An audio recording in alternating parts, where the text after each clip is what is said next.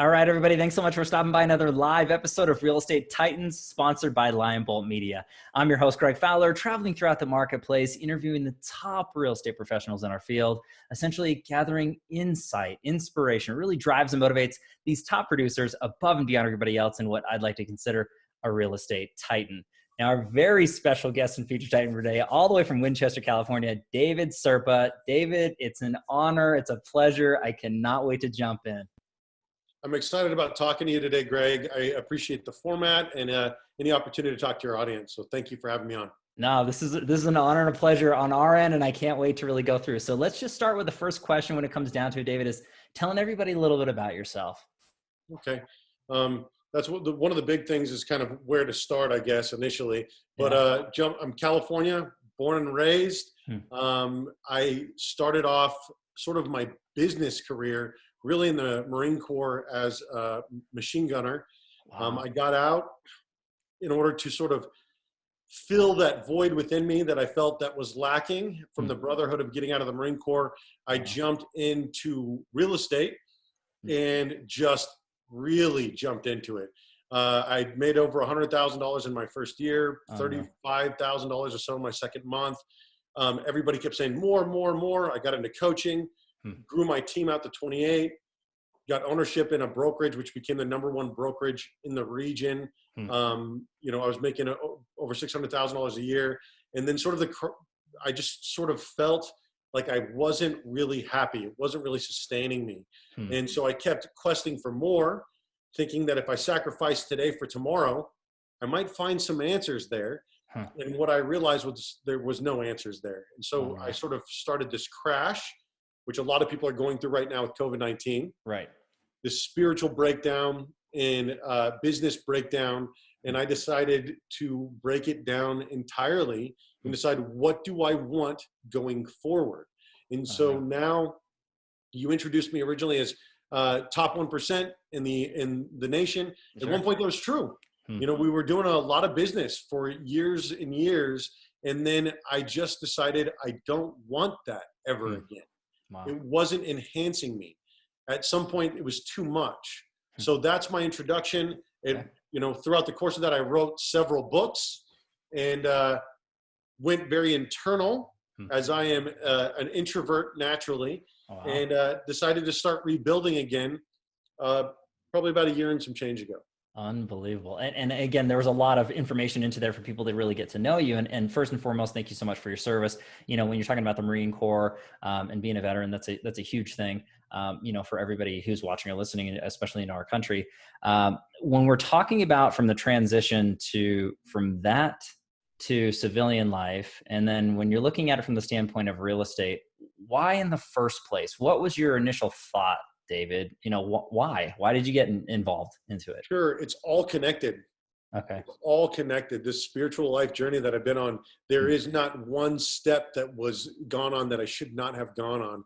And so I'm very grateful for the perspective that it's given me. And what happened is through real estate, I believed that I would have another opportunity to serve people. Okay. And so it started out just like my Marine Corps career. I wanted to serve. Right. I figured I could help people have a better real estate transaction and a better real estate experience than the one that I had initially. And so I started helping people out, just being of service, had no idea that people were tracking numbers and ranking each other and or anything like that. There was competitions. And then somewhere along the way, I lost myself to some of that. Wow. And the growth became too much for me to handle. And it wasn't important to me. And so I lost that. I took my thumb off the pulse of my business, and it no longer became something that I felt was representative of me. Wow. And I love the fact that you're talking about service and serving and continually doing that from one career to another. I do want to dive a little bit deeper onto this topic because, on the particular show, we don't have a lot of these deeper perspectives, the thought process of, I don't want to say burnout, but thought process of I've hit the peak of the mountain. And I've done these and I've hit the numbers and I've grown through, and now I'm feeling like I'm not myself. Mhm. So I guess if anybody who's watching or listening to this, David, if you could give them any perspective on what that was like for you and why essentially you made that decision and what advice you give to them, if they're dealing with that portion of burnout or too much, or they've hit the peak and now what, anything along those lines? It's a beautiful question, and I can tell you that there's actually a name for what I went through, and that is called autistic burnout. And Wow. everybody does go through something. And so what I did was I went through a trip inward. Okay. I ended up writing this book, and I went through autistic burnout Hmm. and what that experience was. And I realized that there's a lot of people that are on the autism spectrum Hmm. that believe that they can't move past PTSD. And Wow. so I went into that. I don't want to go into it too much, but Okay. then I went on a more spiritual journey through Zen Business, a much thinner book, which Okay. just came out recently. And the big thing for me as an introvert, what I Hmm. learned was that these spiritual figures, they don't, at these times of transformation, Hmm. go around asking everybody what they think. What do Wow. you think? Hmm. What do you think I should be doing? Well, can I get your input on my life? Coach, therapist, religious consultant. Instead, they say, what is important authentically to me? Hmm. What am I? What am I not? And so when Jesus went into the desert to fast, and Hmm. I'm not a Christian, but I have a great deal of respect for Jesus, the Sure. stories, the parables. Jesus went to the desert to fast. Hmm. And what he did was he stepped away from everything. He took Hmm. a step into silence. And that's Wow. what we're doing right now as a culture. We're Hmm. sort of going into the desert. And what I want everyone to remember before we start going out there and rebuilding our businesses and Hmm. sprinting forward and hustling to hustle and grinding to grind, maybe we should have that discussion with the devil that says, hey, the devil tempts Jesus and he says, these are all of the things which can be yours Hmm. if you stick around, if you just Wow. kneel to me. Hmm. Who are we going to kneel to going forward? And what do we want when we come out of the desert? And so Jesus, I believe, experienced nirvana, Hmm. which is that I'm enough. Yeah. I've made it. I can now take a step towards my life goals, knowing that I may never get there. Hmm. And then go to cheetah, which is the altruistic service Wow. of other sentient beings. Hmm. And when you're talking about that, and there's a lot of people in the perspective, as you said, they're dealing with this now, right? They're having that time in the desert, as you say, where they're really focusing inward and why they're doing what they're doing and how they're driving and essentially what they're really reaching for and what are the desired factors for that. So I do want to shift into that portion because David, you've had transitions and evolution in your life and your career. And I love the fact that you're totally open to be sharing all this information with everybody's watching and listening. And Absolutely. when I look at that, what has been your driving force? What has been your why? What really has gotten you excited out of bed every morning doing what you do, the level you do it at, but into now, right? I mean, so what kind of is a deeper dive into you, that driving force? It's another great question. So going into the desert, being alone, figuring out all of the things that not only define you, but Mm-hmm. what you are not, and then sort of realizing that everything is connected, going into it and then rebuilding this business. And there is a tendency amongst us to say, what are your goals for the year? How can we track your success? How Right. can I make sure that you are better 6 months from now than you are currently? Hmm. What is broken about you? And so what Zen business is instead of going into somebody and saying, what's broken about you? Hmm. What's fundamentally flawed? Finding what is good, what is beautiful, Hmm. understanding that you are whole, that you are not broken, and then Wow. taking that first step forward towards whatever it is that you want. And the thing is that shifts at any given moment. Like Hmm. right now, my why Sure. is speaking to you. Hmm. I'm enjoying this conversation. I've time blocked it into my life to allow me to be present Hmm. so that I can give these Thank you. long-winded conversations, or have this long-winded conversation without worrying about what I have to do next. Sure. And so I can be here. The biggest problem with most real estate agents is that we are never present. Hmm. We go to the open house. We're not present at the open house. We feel Wow. bad about what we're doing at the open house. Hmm. We go to go home at the end of the day. And because we didn't have a good open house, we feel guilty about being at home with our family. And Unreal. so we have to make these choices, stop living in guilt, stop measuring the how much business have you done, but how have you done that business? Hmm. I think that that's beautiful perspective for everybody to look at it, especially not being as difficult or harsh on ourselves when we're in those situations as far as business and balance and family and passions. I think that being in the moment, as you said, is such a rarity. And I appreciate that, David, that you really are here. And I'm always here in that moment, with every single Titan. And I think that that's a true testament to conversation and having those intimate conversations with intention.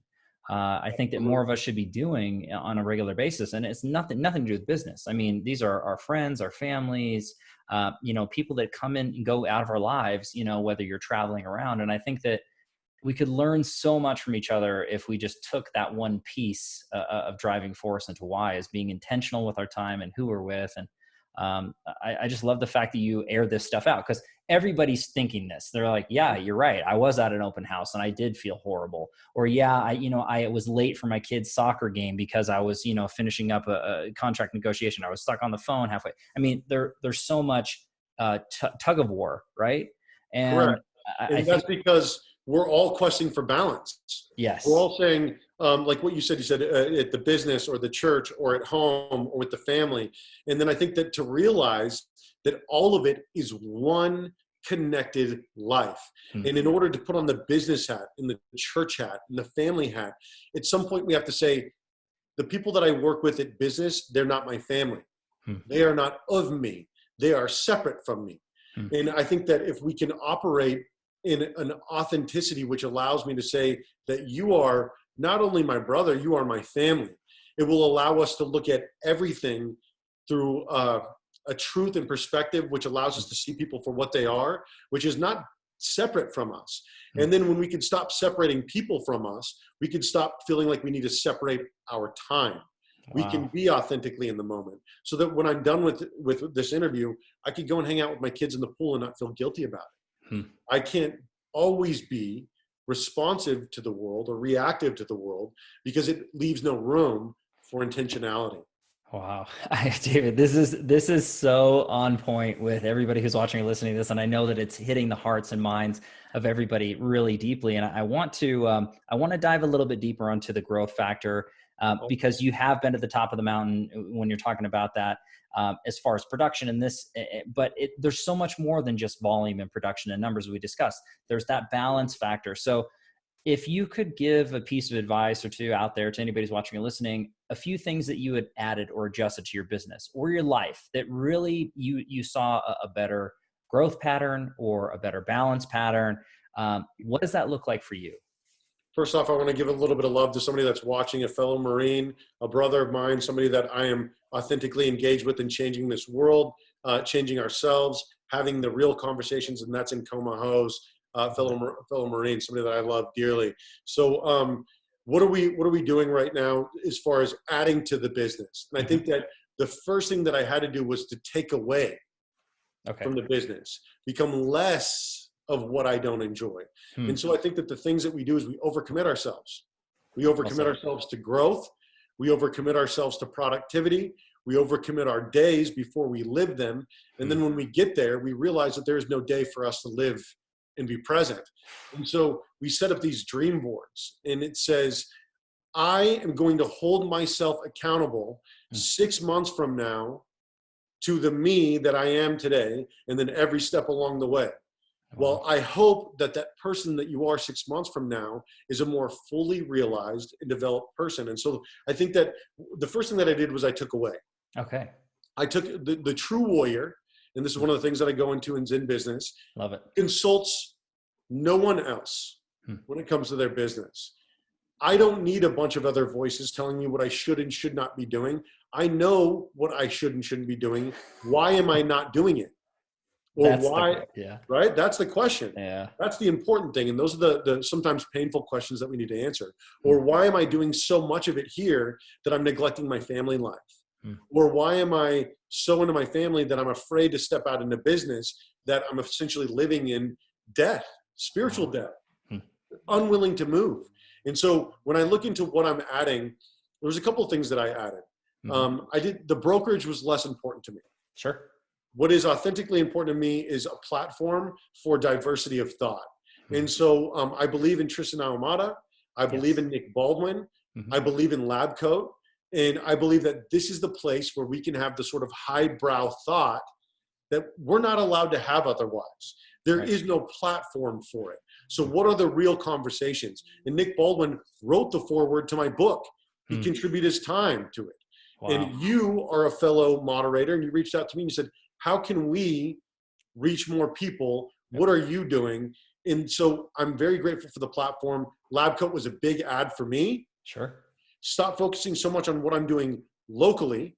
Start focusing on my family. Wow.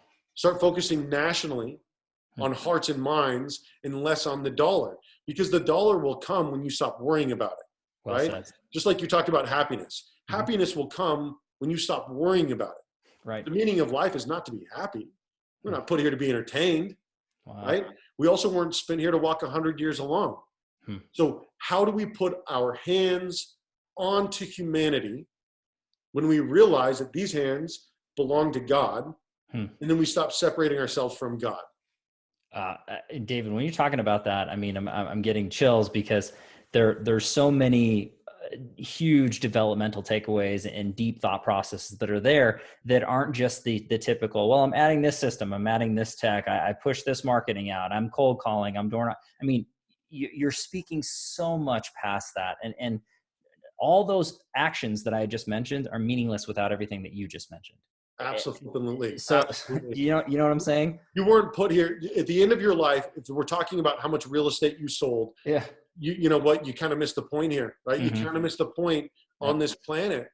So thank you for acknowledging that. That's the truth. And the fact that you had mentioned Nick and Tristan, I mean, it is an honor to work with, you know, just like-minded individuals and just so many brilliant people from all over, and really collaborating and coming together. And I think that more of us should be looking at it from that standpoint. And an additional takeaway, not everybody's as fortunate as you or I to be a part of that direct group as a moderator, but still being a part of a group or a mastermind or a local thought leader in your community, 100%. make a difference. I mean, and really better the lives of the people that are around you, but then how are you reaching out past that? And we live in a day and age with technology and digital aspects that you can do these things. I mean, we can have you're in California, I'm in Colorado, and we're having this conversation like I'm sitting right next to you. It's incredible. Isn't that part of the evolution of business that we've needed to have for so long, is this sort of connectivity of the people? And so I cannot work with people that I don't love. Right. I naturally love every person that I meet, sort of a character default. Sure. They have to earn my distrust. Sure. And so Tristan and Nick have never left me out to the cold. They've always left a room for me. And this is Mental Health Awareness Month. Last month was Autism Awareness Month. And they gave me a platform to be okay, to come back once I've healed. Sure. Because I was speaking in Coronado when I was making $600,000 a year. Right. But now when I come back and I say, hey, listen, that's not so much important to me. But what are the conversations that I could have with people at $150,000 a year? Right. Or $200,000 a year without getting lost up in everything else? Because what will we, when we've left this earth, are they going to put our numbers where we were ranked in transactions on our gravesite? No. Are our children going to talk about how much real estate we sold? And so in order to be defined by this, we have to ask ourselves deeper questions. And so my business is not my business. It's my spiritual practice. Wow. My family is not my family. They don't belong to me. It's my spiritual practice. When I walk alone, when I write my books, they don't belong to me. I'm releasing them out into the world. It is my spiritual practice in life, and it's not connected. And we don't have to wear different hats. Wow. We don't have to find balance. It's all there. And you said it in so much detail. I mean, I love that, David. I could go on and just dive deeper into that one portion, but you had mentioned when we're talking about it from that standpoint, real questioning, deep questions. And this next question is pretty deep. It's the challenge question. Now, I ask every Titan the same way, but we all have challenges, struggles in our lives, personally, professionally. No one's exempt. But I'm a firm believer, it's not so much what happens, what you learn, what you can share and grow from. So, David, if you're comfortable sharing a challenge you dealt with that you've really learned from and overcome, whether it's personal or professional, what's that look like for you? So the thing is about our challenges is we believe that our pain is what divides us. Our pain is what connects us more deeper to humanity if we have the courage to be vulnerable. Right. And that's something that I'm not the only person that's talking about this. Brené Brown is talking about this, the courage of vulnerability.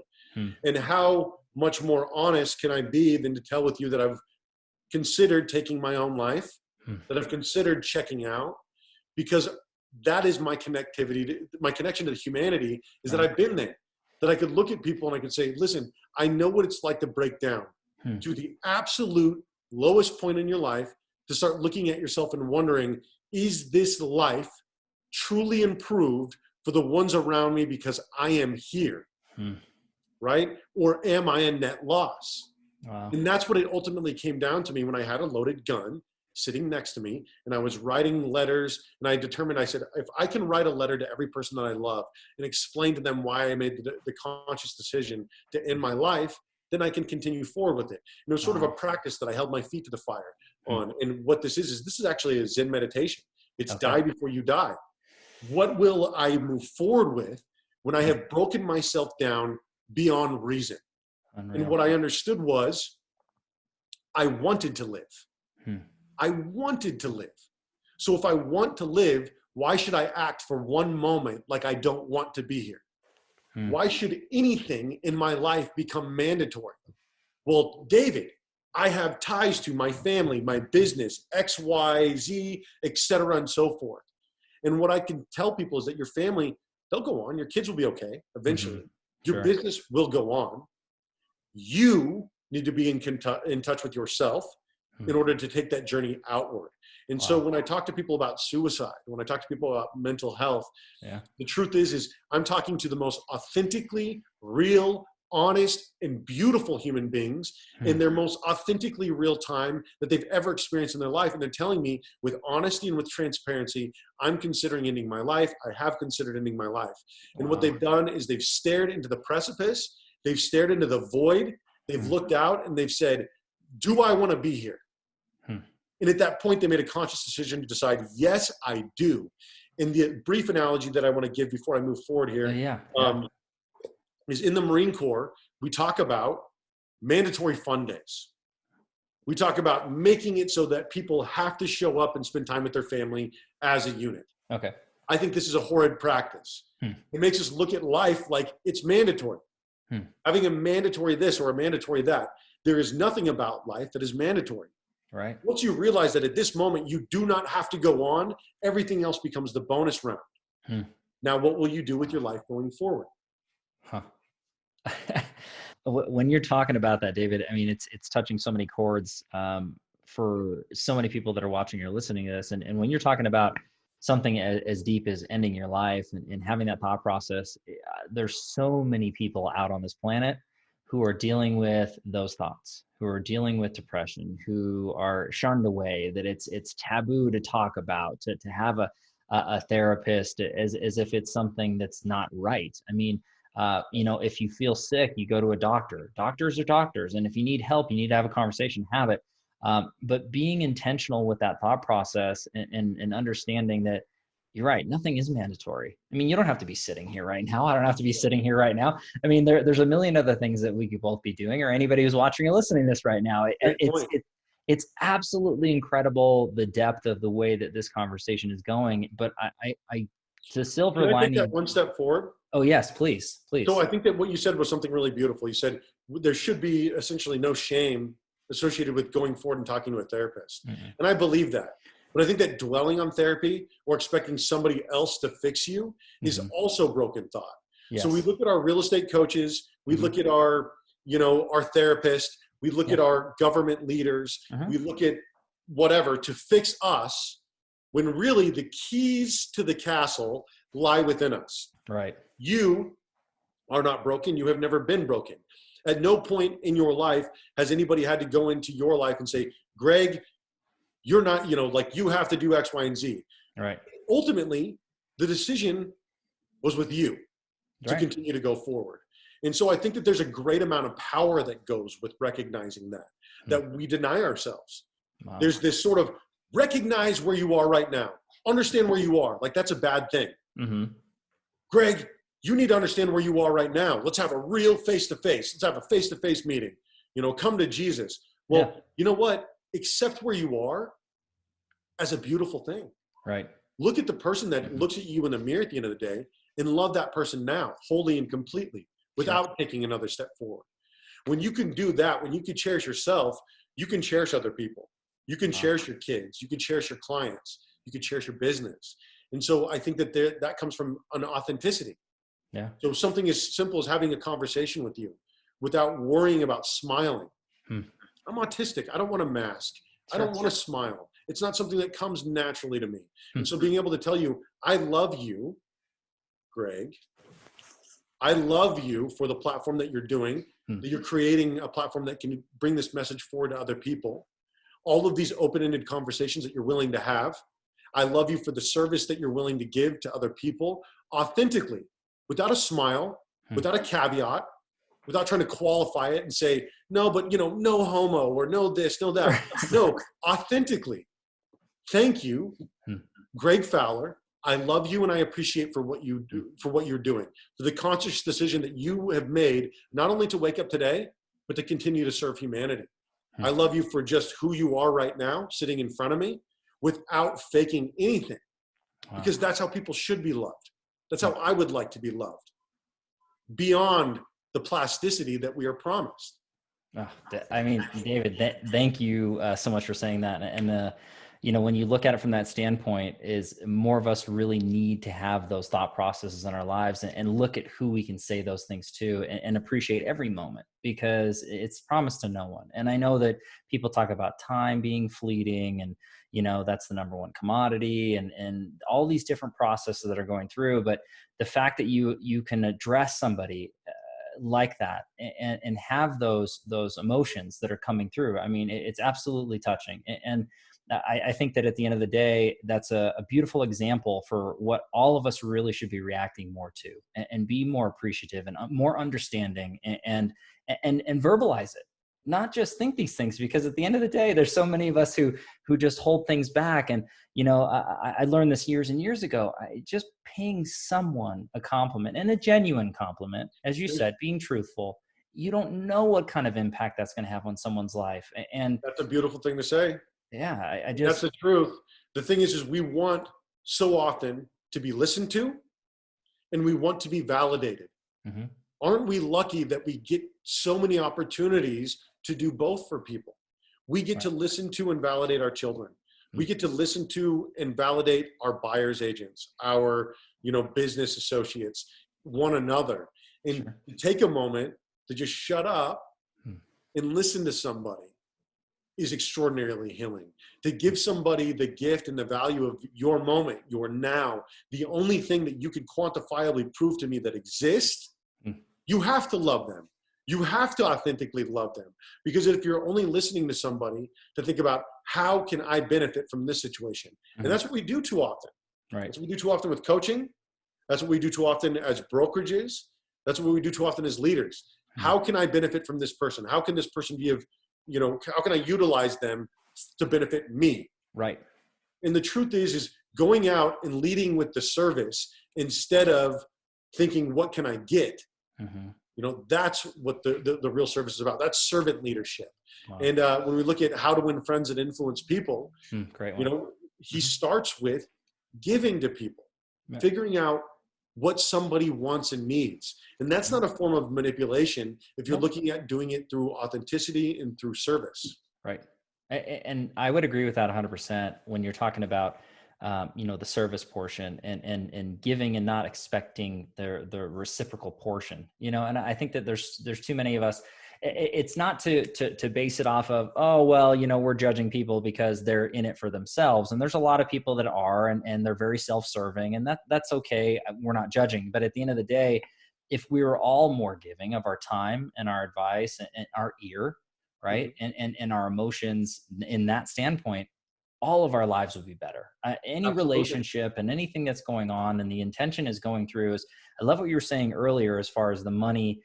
And that's not the forefront, right? You're doing things the right way by the right people to really make a positive impact. And that money, it's there. It's the byproduct in a way.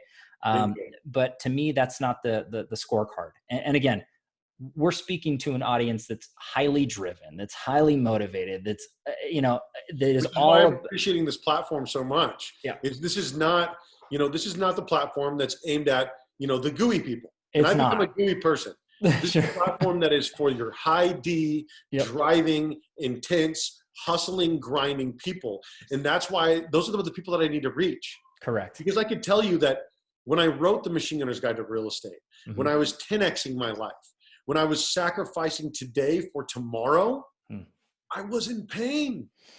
I was hurting.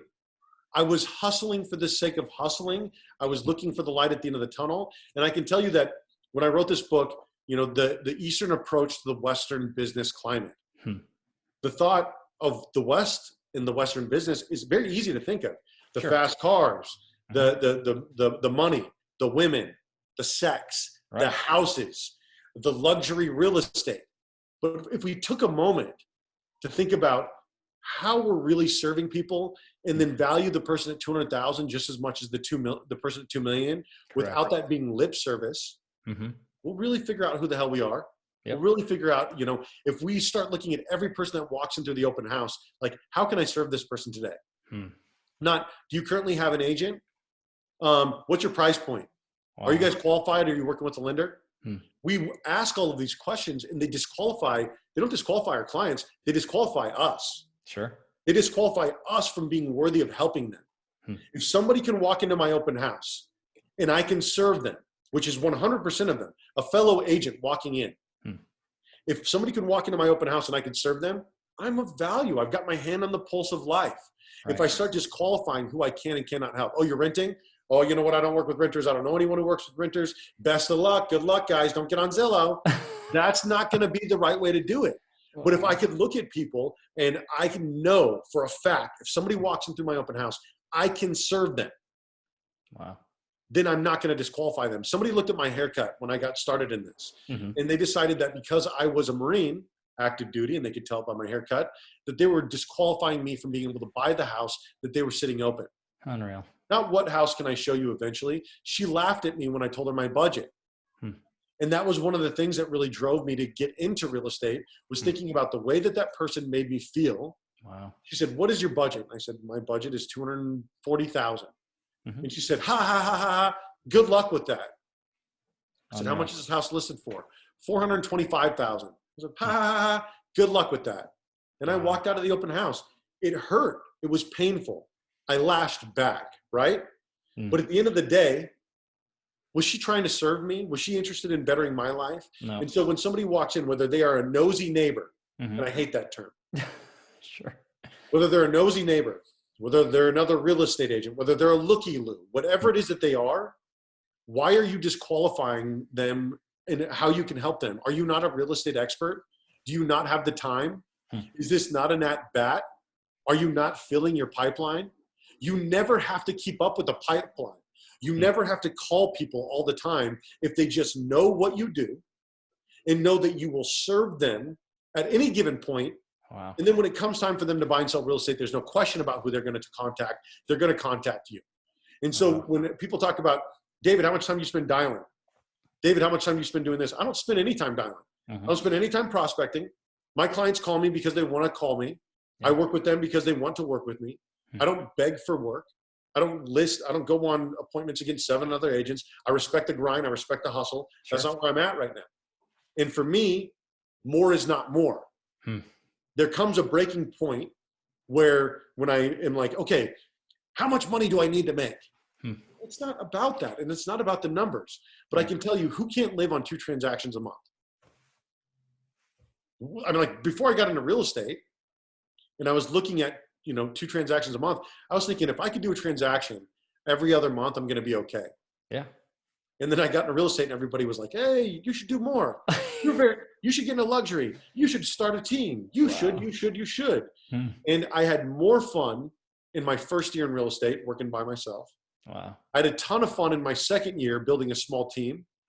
I even had some fun in my third year as the team started to get big. But in my fourth year, I had no joy whatsoever in running a massive team, a massive brokerage. I lost my connection with myself. I had no time for me. There was no me time. My days were scheduled out before I was living them. And how can you be authentically present when you have no influence over your own day? I mean, there's so much truth to all that you were just stating out there. And there's so many of us, that are watching or listening when you're looking at it. Gosh, our days are structured and we have all these things. But the point is to have perspective, to have thoughts. Don't just go along that day. Don't just go along that thought process because everyone has, or you've done this for years. You can change, you can evolve, you can become a different version of yourself. And yes, it might be higher producing or lower producing, but at the end of the day, are you happier? Are you more spiritually, mentally? Are you, when it comes down to it, relationally, health wise, are you more successful? Because it's not Yes. just about the money. And again, I think that this is why I love these conversations, David. These are real, truthful conversations. Not, oh, how was the weather? How are the sports teams doing? I mean, what are your stats? Where are you from? That to me is just the easiest level of non-paying attention, waiting for your chance to respond, and then moving through the process. And this is what people really need to deeply have. And I'm so honored that you're taking the time to do this. And as you were talking about your first year and your second year and your third year, this question ties in beautifully with this. And this is not for the sake of traveling back in time and changing anything that you lived with or dealt with, because you're the man who you are today because you dealt with that, positive or negative. But Correct. If you could travel back in time and give your younger self a piece of advice, any time frame, any age range, what would you say to younger David? At any given point in my life, I would have told myself that the first person who you need to learn to love, the first person whose approval that you need to earn, is your own. The first person that needs to learn to love you is you. And until you can love you, you really have no hope in ever having anybody else be able to authentically love you, because are you presenting you, or are you presenting an image of what you think they should love? The team leader that everybody should love. Are you presenting the husband that everybody should want to be married to? The father that everybody wishes was their dad? Or are you being David Serpa? Are you being Greg Fowler? Are you being Encoma Hose? And I think that when I look at these things, like that would have been my advice. And what you said, and the second piece of advice would be to go with the flow. Wow. Stop sacrificing. Stop hustling. Stop grinding. You have no place that you need to get to. There is no finish line. And so for me, this exploration through Zen, and the audiobook is out now, and I've brought this up a couple of times. This saved me, this mindset of understanding that I am whole, that I am enough, and then understanding that through Taoism, through flow, okay, through the spiritual enlightenment that comes with being connected to your body in martial arts. And martial arts was founded by one of the founders of Zen. There is no disconnection when we look at our body and our mind. It is one spiritual, complete connection. And so when you start meditating, or you start, doing Taekwondo, or you start, doing yoga, or you just start spending a little bit of time alone with yourself, writing, journaling, you understand that the structure isn't necessarily what's important. What's important is loving the flow, loving every bit of that water, from it coming down from that cloud, falling down into the additional on the land, pulling with other bodies of water, going down into a pond, eventually into a river, flowing towards the ocean, and eventually coming one with everything. There is no point in which you should not enjoy that journey. And so my challenge to everybody right now who's watching is, did you do a dream board? Did you do a business plan? And what a lot of us do is we do these 5-year business plans, and we do these dream boards and whatnot. Did you account for COVID-19? Did we manifest COVID-19? I don't know. Some people are saying that they did. Some people are. But the thing is honoring that death cycle and then coming out of it and understanding you don't have to build a dream board. Right. You don't have to build a business plan. You don't have to build a perfect daily schedule. You don't have to pay a coach. You don't have to pay a therapist. You don't have to see a religious consultant or a tax consultant to understand what you need to do right this moment in your life and in your business. And if there's some of this that is resonating with you on a spiritual and emotional level, I really hope that whether you're a spine breaker and you want to get an Amazon and order this in hard copy, or whether it's an Audible thing, I dumped my life and my pain and my lessons and everything into something very structured. And what I feel like is something very beautiful that could help people so that they don't have to learn the lessons that I learned the hard way. Wow. David, when you're talking about that, and there's so many obviously huge takeaways and information that we can apply to today. And I think that's the point, is that we can really be looking at our perspective in our lives and trying to improve, aspects that make sense to us, and not having to just put a Band-Aid on something and hoping that it fixes it. And I really, really appreciate your perspective that way. You had mentioned a few books that are going on. I happen to be a spine breaker, as you say. So I absolutely enjoy that. There's nothing wrong with Audible or anything along those lines, and I get it in anywhere I can. But I do want to break down your books a little bit and then talk about feeding the mind. If I understand correctly, you're an author of 3 and soon to be 4 books. Correct. So I would like to, if you wouldn't mind just sharing a little bit about each book so far, and then kind of what we're expecting for book number 4. Absolutely. I'd love to do that. Kind of going into the process of other books, that you read or enjoy, podcasts you listen to, how you're feeding your mind in general, masterminds, that sort of thing. So. Okay. So thank you for that question. I appreciate that. So the first book, I had a complete mental breakdown. You could listen to the sample for the Machine Gunner's Guide to Real Estate and understand that that's what happened. Okay. But I recorded it, and I wrote like a 600-page book in 3 weeks. Wow. Now, I didn't realize I was on the autism spectrum at that time. I was dealing with a lot of pain. There's a lot of nuggets in there. I don't recommend the book. Okay. So I would avoid my first book. Unless the honesty here, everybody. This is great. I would give my first book like 2 stars, and I'm just going to go ahead and be honest with you, because the thing is there's a lot of pain. There's a lot of honesty for a very niche market of like combat veterans transitioning into real estate or lending. Wow. That might be the book for you. Okay. But for the rest of you, that might not be it. You know what I mean? Fair enough. So my second book that I wrote, that there is not an Audible for, but it's Unmasking Asperger's Syndrome, All the World's a Stage. Okay. And I talk about the discovery, realizing that I'm autistic, what it's like living with autism. Wow. I give advice for educators, for parents, for people who are married to people who are on the autism spectrum. And I dive very deep into everything. Wow. There is no Audible. It is available on Spine Breaking, but it was a journey for me. Okay. And so some people have really enjoyed it. I've spoken at some different autism groups and whatnot because of it. And I've helped some people kind of discover that they're autistic. Wow. Not just their children are autistic, but they have a mom or dad that's on the spectrum as well. Unreal. This is the book that I'm really proud of. Okay. And it's because it's less is more. This is something that I struggle with, right? Sure. Saying less or saying more with less. And this book was better than me. I leaned on Alan Watts. I leaned on the Dalai Lama. I leaned on some of these big business types and big spiritual, thought leaders. And I dove into the samurai and nirvana and bodhicitta and meditation. Play. We don't play enough.